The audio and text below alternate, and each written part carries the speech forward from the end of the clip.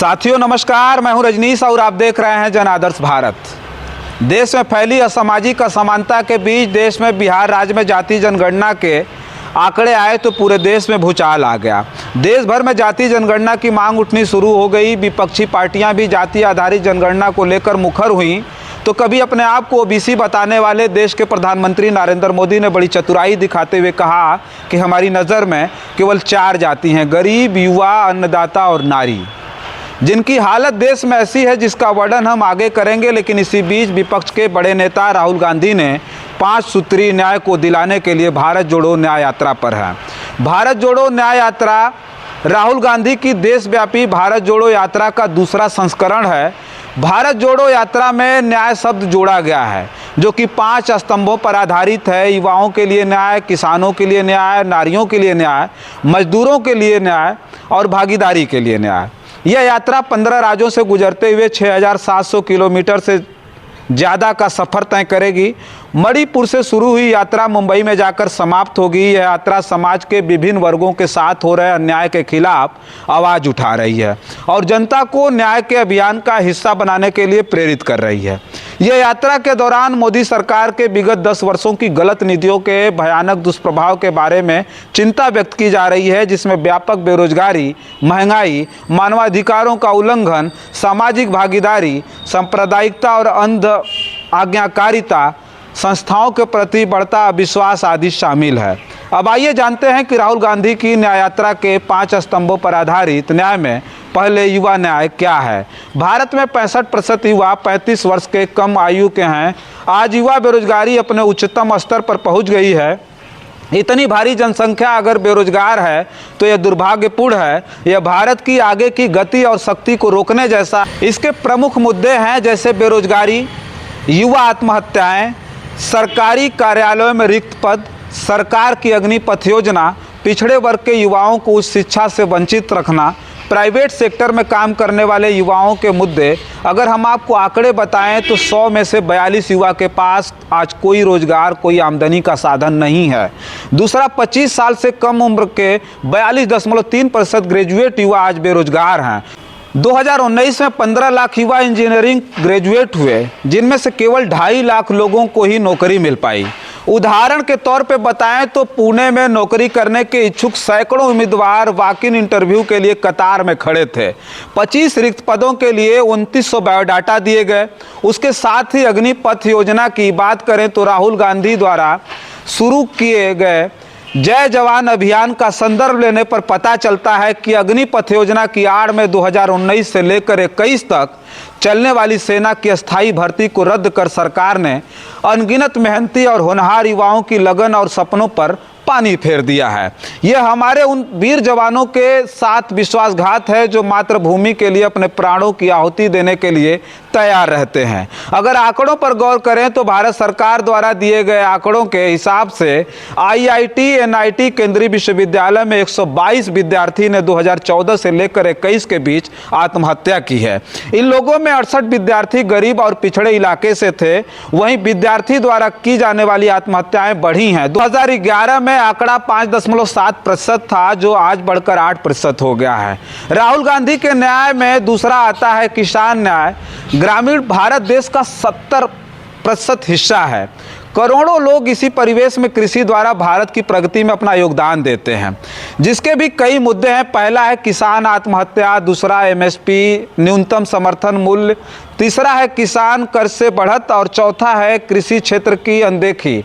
अगर आंकड़े पर गौर करें तो किसान आत्महत्या, किसानों की आय दोगुनी करने का वादा कर सत्ता में आई भाजपा के राज में आज 30 किसान रोज आत्महत्या करने पर मजबूर हैं।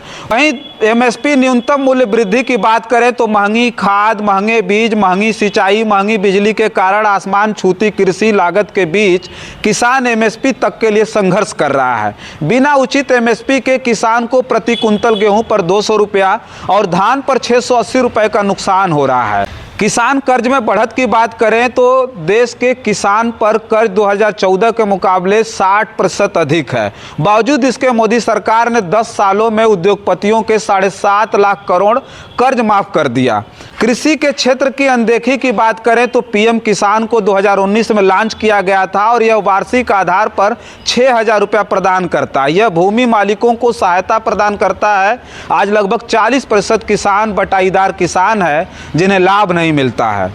कृषि के लिए पिछले साल के बजट में आवंटन 1.44 लाख करोड़ रुपए था, लेकिन जो खर्च किया गया वह केवल 1.4 लाख करोड़ रुपए होने की संभावना है। अगले वर्ष के लिए यह 1.47 लाख करोड़ रुपए है, जो वर्तमान आवंटन में बमुश्किल 1.5% अधिक है।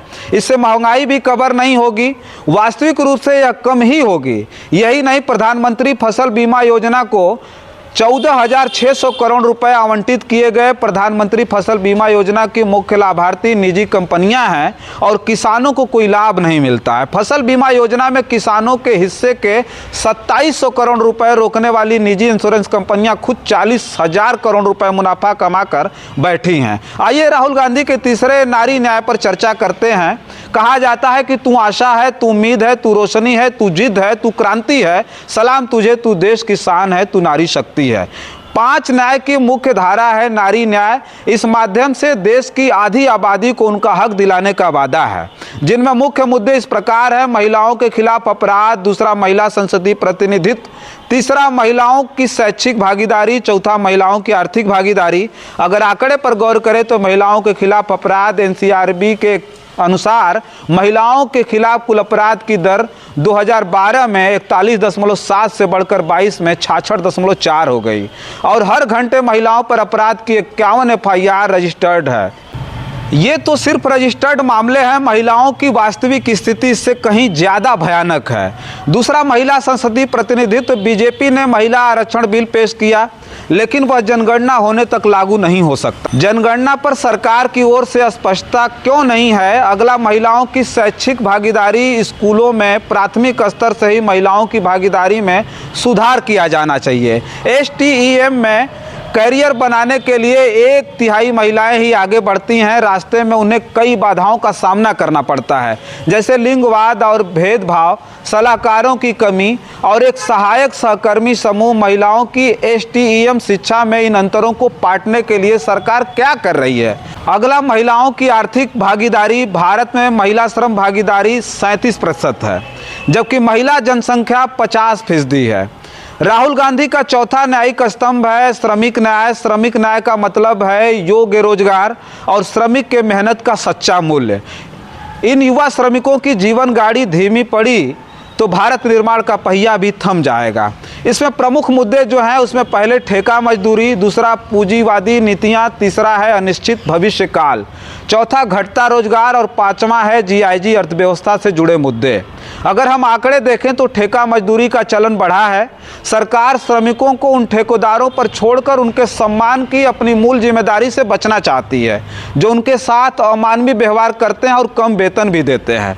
अगर हम पूंजीवादी नीतियों की बात करें तो यह सरकार पूंजीपतियों की सरकार है, जिसमें आम मजदूरों के हितों की कोई सुरक्षा नहीं है। मोदी साहब सभी उपक्रमों को बेचकर अपने दोस्तों को दे रहे हैं, जो मनमाने ढंग से ठेके का चलन बढ़ा रहे हैं। बंदरगाह, हवाई अड्डे, दूरसंचार, बिजली और खुदरा सहित भारत के सभी प्रमुख क्षेत्रों को अडानी समूह को सौंप दिया गया है। राहुल गांधी एक ऐसे नेता हैं जो मजदूरों के दर्द को समझते हैं। उन्होंने अलग अलग क्षेत्र के मजदूरों से बात की और उनकी समस्याओं को सुना। भारत जोड़ो न्याय यात्रा का नारा है श्रमिक न्याय का हक मिलने तक। वहीं अगर अनिश्चित भविष्यकाल की बात करें तो श्रमिकों के परिवारों के पास पढ़ाई, कमाई और दवाई के पुख्ता इंतजाम नहीं होते हैं, जिससे उनका आने वाला कल अनिश्चितता के साए में रहता है। यदि हमारे श्रमिकों की आजीविका सुरक्षित नहीं होगी तो भारत का विकास ही रुक जाएगा। अब पांचवा है भागीदारी न्याय। इसके प्रमुख मुद्दे इस प्रकार हैं: पहला, एससी, एसटी और ओबीसी वर्ग के लोगों के खिलाफ बढ़ते अपराध, दूसरा जाति जनगणना, तीसरा कमाई में अंतर यानी आर्थिक असंतुलन। अब आइए इसके भी आंकड़े जान लेते हैं। एससी, एसटी और ओबीसी के खिलाफ बढ़ते अपराध। एनसीआरबी की क्राइम इन इंडिया की रिपोर्ट 2022 में अनुसूचित जाति और अनुसूचित जनजाति की भेद्यता पर ध्यान केंद्रित करती है। 2022 में अनुसूचित जाति के खिलाफ अपराध करने के लिए 57,582 मामले दर्ज किए गए। डेटा की बात करें तो 2021 में 50,900 मामले की तुलना में 13.1% की वृद्धि दर्शाता है। वहीं अनुसूचित जनजाति के खिलाफ अपराध करने के लिए 10,064 मामले दर्ज किए गए, जो 2021 के डेटा से 8,802 मामले की तुलना में 14.3% की वृद्धि दर्शाता है।